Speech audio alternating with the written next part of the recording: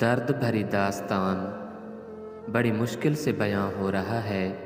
سیدہ زنیرہ کو دوبارہ بینائی مل گئی۔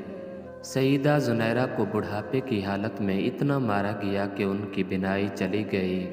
ابو جہل نے کہا، دیکھا لات اور منات نے تمہاری بینائی کو چھین لیا۔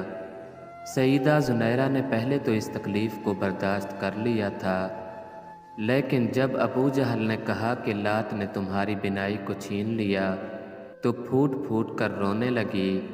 وہ روتے روتے کمرے میں چلی گئی اور سجدے میں سر ڈال کر پروردگار عالم سے فریاد کرنے لگی کہ پروردگار، انہوں نے مجھے اتنا مارا کہ میری بینائی زائل ہو گئی۔ میں نے آپ کی خاطر ہر تکلیف کو برداشت کر لیا، اب مجھے تانے دے رہے ہیں کہ لات نے تیری بینائی کو زائل کر دیا۔ اے پروردگار، جب بینائی نہیں تھی تب بھی آپ نے دی تھی، اور جب تھی تو آپ نے ہی واپس لی تھی۔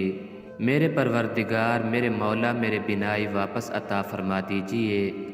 ابھی انہوں نے سجدے سے سر نہیں اٹھایا تھا کہ اللہ تعالی نے بینائی دوبارہ عطا فرما دی۔ سبحان اللہ، میرے پروردگار کی شان۔